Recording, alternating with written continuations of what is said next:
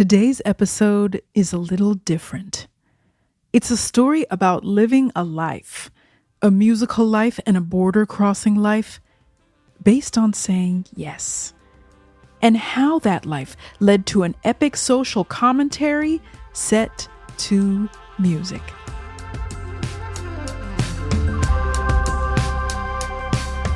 My name is Maklit, and this is Movement.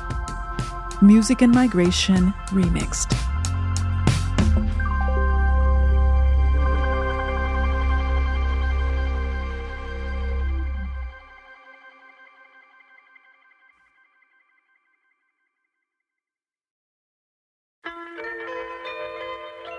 Deerhoof has been a band for over 30 years, and they have never really done music like everyone else. I was the driver of the guest to your party, to your party. I was the baker of the sweets for your party, for your party. I was the singer of the songs at your party, at your party. This year, they released the first single, Immigrant Songs, off their new album, Noble and Godlike in Ruin, not on Spotify or Apple Music, but on Craigslist. You know that Craigslist where you might find a used guitar amp or a bookcase or look for a roommate. Somebody in the band found out that the Craigslist CEO is quite, speaks for the equality, and he's like politically, on our vibe. That's Satomi Matsuzaki, the lead singer and bass player in Deerhoof. We thought wow, it's gonna be so funny if we release our song, through Craigslist instead of capitalistic the music streaming sites that take away our money, you know what I mean? We just thought it's also funny, and it's really Deerhoof style, DIY, yeah. Releasing a song about immigration on Craigslist is a great example of the band's playfulness about serious issues. When I spoke to Satomi, she told me that music has been a humanizing tool in the face of the sometimes dehumanizing experience of being an immigrant. I'm dreaming of a melody that goes on, a song about love. This song we sing for me, for you, never again. No, never again. No, never again. Satomi says her bandmate Greg Saunier wrote Immigrant Songs with her input on the lyrics as well. With the release, the band wrote, "We try to express what it feels like to see the discourse around immigration continue to get so twisted."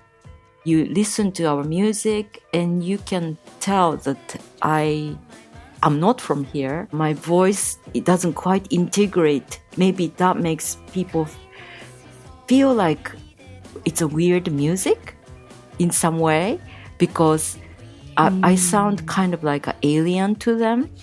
You call that name, but then, you realize they're very intelligent, they're sensitive, they are human, That's the kind of mood we are bringing in with the new album.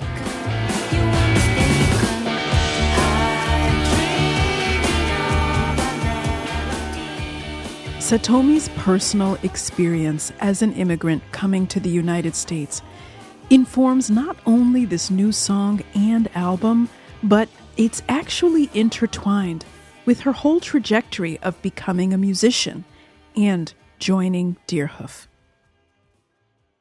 I never played music before I moved to America. Mm-hmm. I lived in Tokyo whole time, and maybe I played harmonica when I was in middle school. Mm-hmm. But we all had to play harmonica somehow in Japan. So I didn't play any instruments when I joined the band. But I could sing because, Yes. Japan, it's like a karaoke culture, Yeah, totally. when I was in high school, like I went to karaoke like every day. Every day. Yeah, it's crazy. So I had a 3 months summer vacation in Japan. So those 3 months, I went to karaoke like every day with friends. Wow. And it was really cheap. And, somewhere to hang out. And we moved the sofa inside the karaoke room to make a dance space. And we had like choreographed dance to the karaoke. So, like if I'm singing, somebody's dancing, or if they're singing and then, rest of us were dancing, or, just, fun stuff. It's kind of a lot of work. Yeah. Coming up with choreographies is a lot. So how many hours would you spend at the karaoke place? Like 6 hours. Every single day? Yeah, every single day. Yeah. Wow. This is like, it actually was kind of your training. Kind of. The karaoke training sessions took place in the summers when Satomi was back home in Tokyo from high school in England. So Satomi already had experience leaving the country when, after high school, she met some experimental noise musicians from the US who were touring in Tokyo. And they were like, "Oh, come to San Francisco, and you can stay with us." And so I'm like, "Really?" It was 1995. She was in her early 20s, and she decided to take them up on their offer.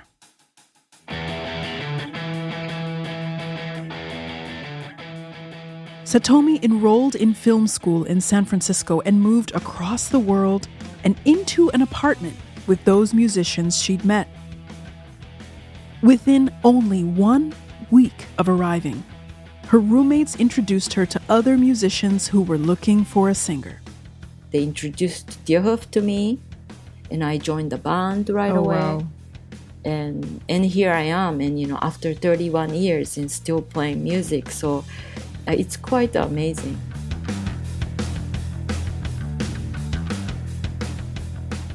How do you join a band if you don't play an instrument? Yeah, that's the weirdest thing, because they asked me to sing.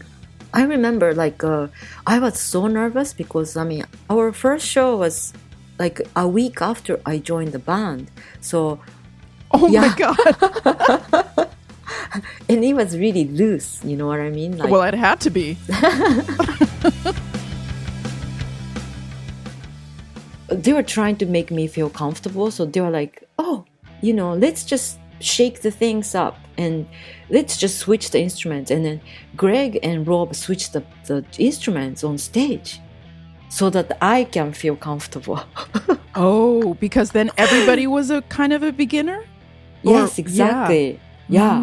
So that kind of broke the ice, and I was laughing and kind of got loose, and I had fun, but it was so disastrous, but at the same time it was so funny, and I enjoyed a lot.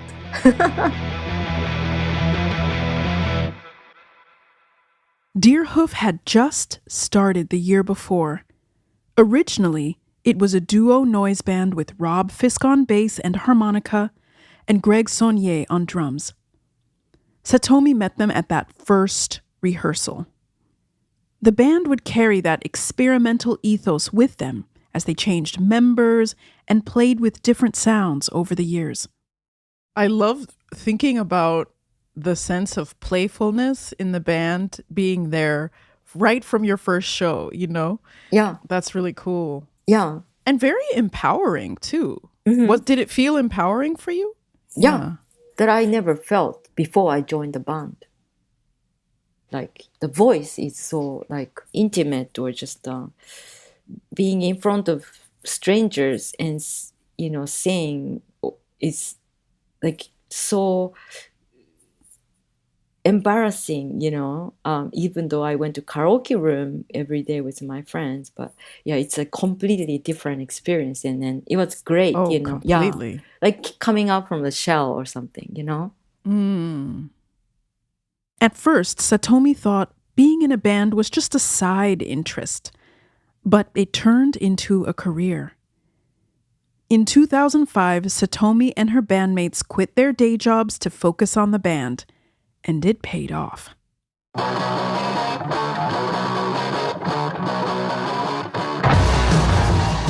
Since then, Deerhoof has toured with Radiohead, The Flaming Lips, Beck, and the Red Hot Chili Peppers. They've played with such eclectic icons as Yoko Ono, Questlove, Reggie Watts, Konono No. 1, Juana Molina, members of Wilco and of Montreal, amongst many others. Their albums pull from wide-ranging influences and have led to surprising performance opportunities. Like in 2015, when the band created site-specific music at the European Organization for Nuclear Research's Large Hadron Collider. That's the world's largest and highest energy particle accelerator. Particle physicist James Beecham said, "Musical curiosity is similar to scientific curiosity, and on a personal level, Deerhoof has inspired me as much as Einstein." And now you've been together 30 years. How do you sustain a band for that long? Yeah, it kind of flew by. We really get along well, which is the very, really great thing. But also like we, respect each other's creativity, and we still enjoy feeling like spending time together and create something together. It makes me feel human, Yes. And that keeps me very strong.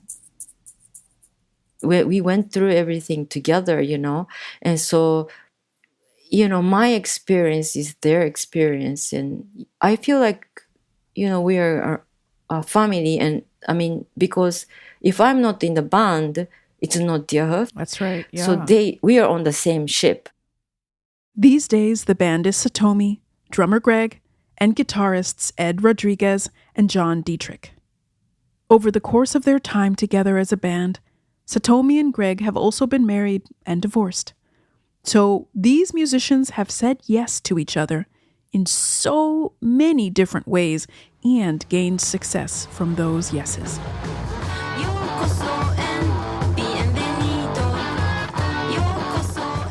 Even though Satomi said yes to music and she said yes to moving to the US, music was much more welcoming. In 2014, Deerhoof put out Exit Only, a song Satomi wrote about her experience navigating the US immigration system to get a visa and a green card. You enter USA. Welcome to speech of freedom. You enter USA. Welcome to speech of freedom.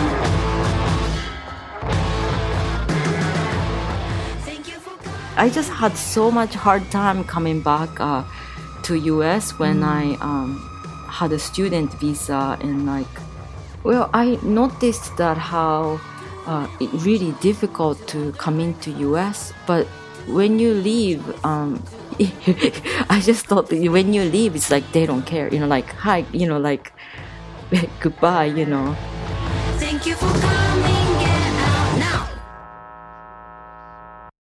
A decade after Exit Only, the band wrote a sequel, Immigrant Songs. That track they released on Craigslist. It opens with, "I was the driver of the guests to your party. I was the baker of the sweets for your party. I was the singer of the song." Whose party is it?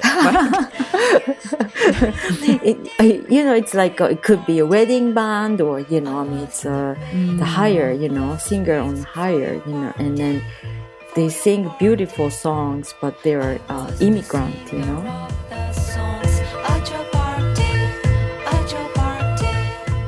and then maybe they don't get paid as much as, those are privileged people, and that's the irony, or the beautiful music and the beautiful sweets, bakeries, and and all this. That's what I'm talking about with this strong force, employed people, paid less than what they deserve, and, makes this world vibrant and beautiful.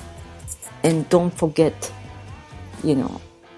that appreciation. You think of me as only a child. Ancestors are my muscles and bones. Kindness is all I needed from you.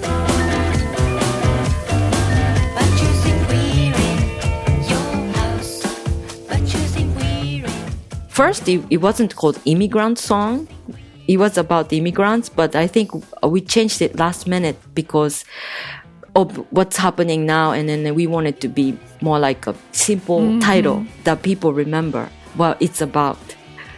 Yeah, it's connected in my life, and this roller coaster, being an immigrant, and also I see people going through this same experience now, and then I'm a lucky one that I can stay, but there are people who are turned away, and I feel very sad and also uneasy. Also just wanna speak out, shout out that we care and you care, and that's the message.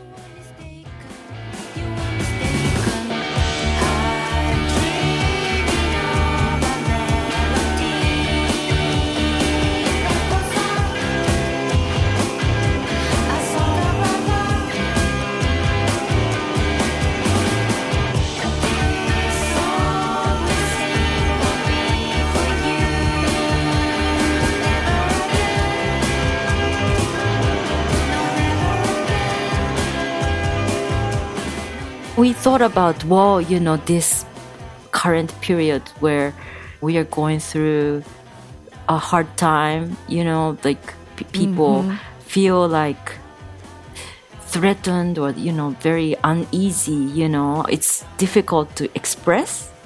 And this uneasiness kind of, turned our music into something kind of like beautiful and kind of horrific at the same time.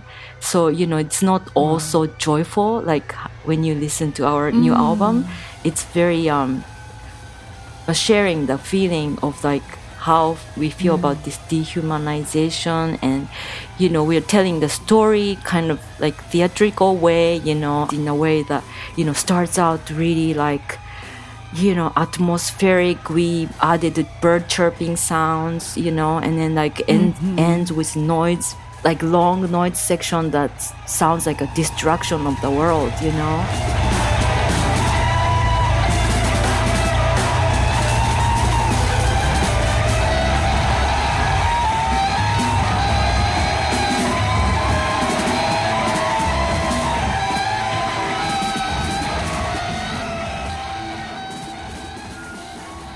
You can listen to Deerhoof's album, Noble and Godlike in Ruin, wherever you find your music.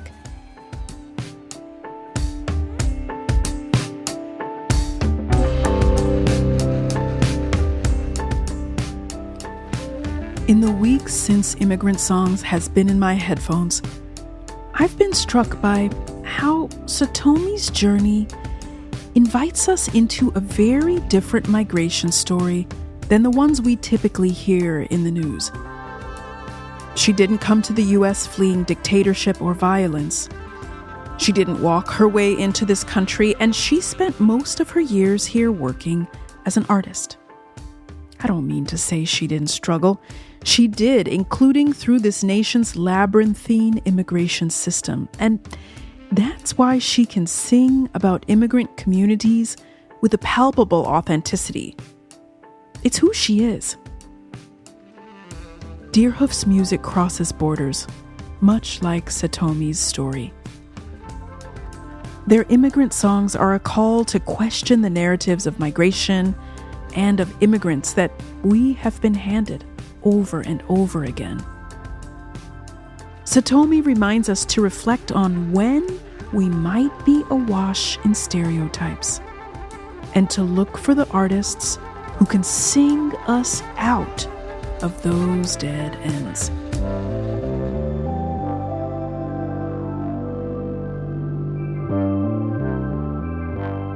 This episode of Movement was produced by Emma Alabaster and myself, Maklit Hadero. Our senior editor is Megan Tan. Our sound designer and co-founder is Ian Koss. Our co-creator and podcast godmother is Julie Kane. Our broadcast partner is The World. We are distributed by PRX.